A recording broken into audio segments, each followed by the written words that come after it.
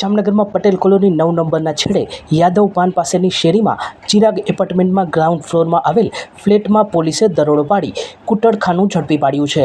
અહીં એક મહિલા ફ્લેટ ભાડે રાખી દેહ વેપારનો ધંધો ચલાવતી હોવાનું પ્રકાશમાં આવ્યું છે. પોલીસે આરોપી સંચાલક મહિલા તથા 2 ગ્રાહકને ઝડપી લીધા છે. પટેલ કોલોની જેવા પોશ વિસ્તારમાં કૂટડખાનું ઝડપાતા ખળભળાટ મચી ગયો છે. Jamnagar city B division police station વિસ્તારમાં એક ગઈકાલે ઇમોરલ ટ્રાફિક પ્રિવેન્શન એક્ટ 1956 મુજબની ફરિયાદ દાખલ કરવામાં આવેલી છે.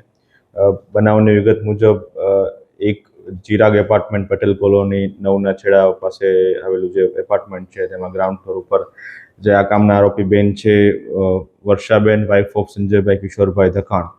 આ બેન પોતાના ભોગવટાવાળા કબજાવાળા ભાડેથી આપેલા મકાનમાં એક બહારથી બેન બોલાવી અને એ અલગથી એક ગ્રાહક તરીકે આરોપી નીતેશભાઈ શાંતિલાલ વસાને બોલાવી પોતાના ભોગવટાવાળી જમીન જે મકાન છે એનું સરીસુખ મળવા માટે કૂટડખાનું ચલાવવા માટે આપેલા હોય તો આ બાબતની ફરિયાદ સિટી બી ડિવિઝન પોલીસ સ્ટેશનમાં 1606/25 તો ઇમોરલ ટ્રાફિક પ્રિવેન્શન એક્ટ 1956ની કલમ 3(1), 4(1) અને 5(1) મુજબ નોંધવામાં આવેલો છે અને આરોપીઓને કાયદેસરની કાર્યવાહી આગળ ચાલુ છે. આ મામલે કુલ જે આરોપી છે નીતેશભાઈ શાંતિલાલ વસા એમની અટક કરવામાં આવેલી છે અને જે વર્ષાબેન સંજયભાઈ કિશોરભાઈ ધખાણ એમને નોટિસ આપીને આગળની કાર્યવાહી ચાલુ છે.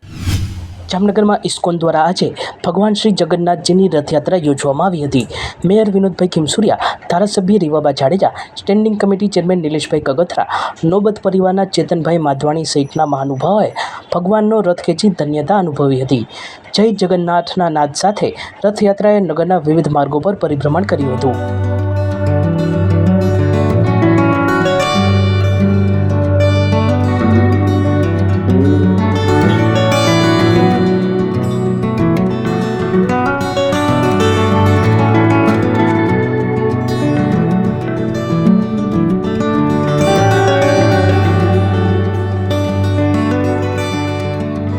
સચોટ સમાચારો સૌથી ઝડપી મેળવવા માટે અમારી ચેનલને સબસ્ક્રાઇબ કરો.